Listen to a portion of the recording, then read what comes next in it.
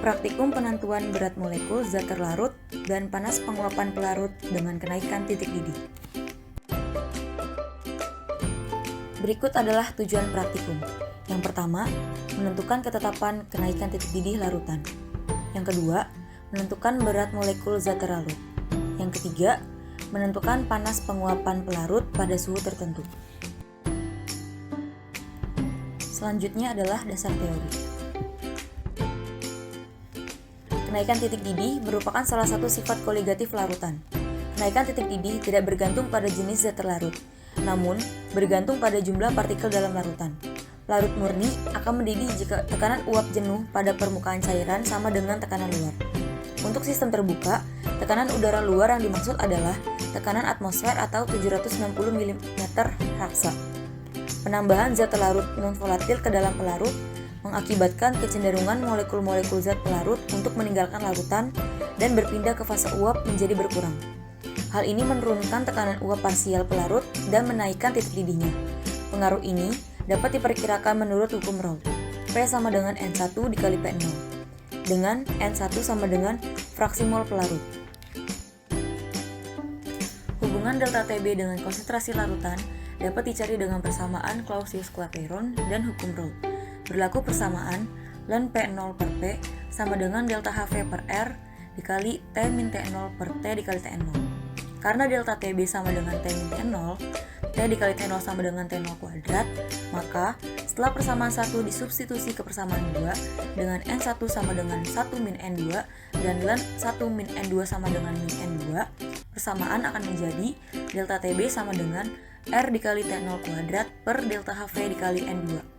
Dengan T0 sama dengan titik didih pelarut murni, T sama dengan titik didih larutan, delta Hv sama dengan panas penguapan molar pelarut, P sama dengan tekanan uap pada suhu T, P0 sama dengan tekanan uap pelarut pada titik didih T0. N2 merupakan fraksi mol terlarut, M per M plus N1, dengan M sama dengan molalitas zat terlarut, N1 sama dengan jumlah mol pelarut per 1000 gram. Untuk M kurang dari N1, nilai M plus N1 kurang lebih sama dengan nilai N1, sehingga N2 sama dengan M per N1 sama dengan W2 per BM2 per W1 per BM1. Dengan mensubstitusikan persamaan 3 ke 4, maka delta Tb sama dengan RT0 kuadrat per delta Hv dikali W2 per BM2 per W1 per BM1. Dengan besaran 1000 W2 per W1 kali BM2 adalah molalitas dan besaran RT0 kuadrat BM1 per delta Hv kali 1000 selalu tetap, maka persamaan 5 akan menjadi delta Tb sama dengan M dikali Kd. Persamaan ditulis ulang menjadi delta Tb sama dengan Kd dikali W2 dikali 1000 per BM2 dikali W1, dengan Kd sama dengan konstanta kenaikan titik didih, M sama dengan molalitas, W1 sama dengan massa zat pelarut, W2 sama dengan massa zat terlarut, 1000 sama dengan konversi gram ke kilogram. Persamaan sebelumnya hanya berlaku untuk larutan non-elektrolit atau I sama dengan 1. Untuk larutan elektrolit, nilai I bergantung pada elektrolit yang digunakan. Apabila persamaan 6 digunakan untuk larutan elektrolit, maka persamaannya akan menjadi delta Tb sama dengan Kd dikali M dikali I.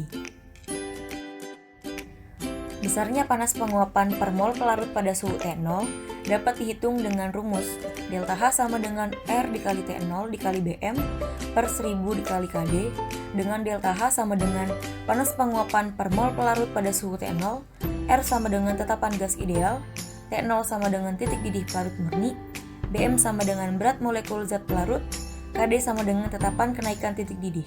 Alat yang digunakan pada praktikum ini adalah gelas beaker, gelas arloji, sendok, termometer,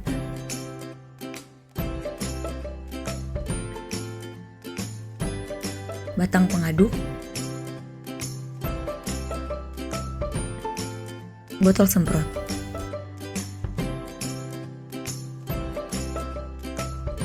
Statif dan klem,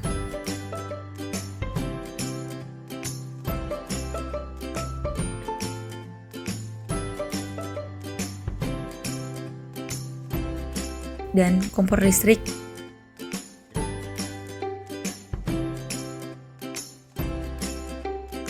Berikut adalah bahan yang digunakan pada praktikum ini. Glukosa, sampel zat Y, dan Aquades. Berikut adalah langkah kerja praktikum ini. Yang pertama, menimbang sebesar 5,5 gram glukosa.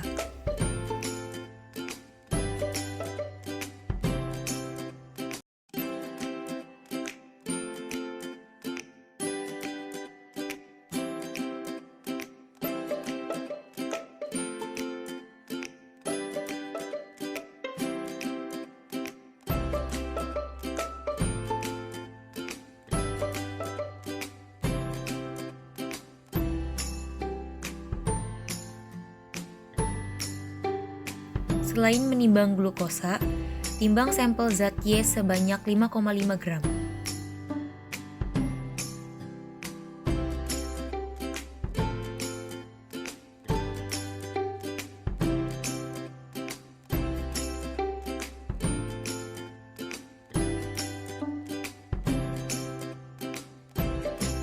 Selanjutnya, mengambil 50 ml Aquades, kemudian memasukkannya ke dalam gelas beaker.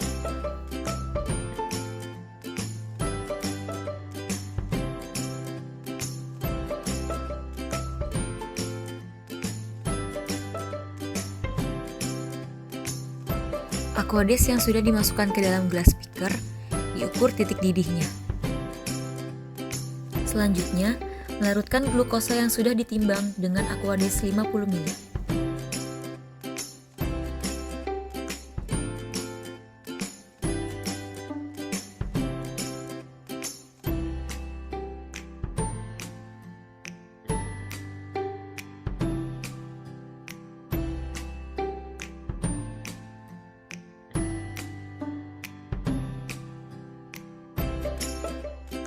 Setelah dilarutkan, taruh larutan tersebut di atas kompor untuk diukur titik didihnya.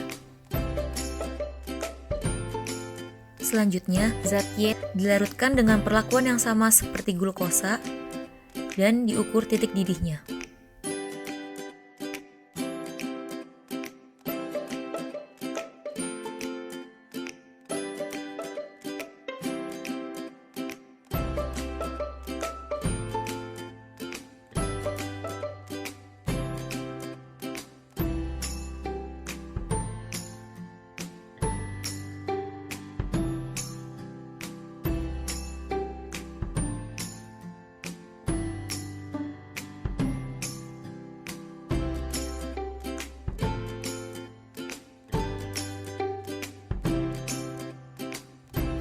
Ulangi langkah percobaan menentukan titik didih Aquades, larutan glukosa, dan larutan zat Y sekali lagi.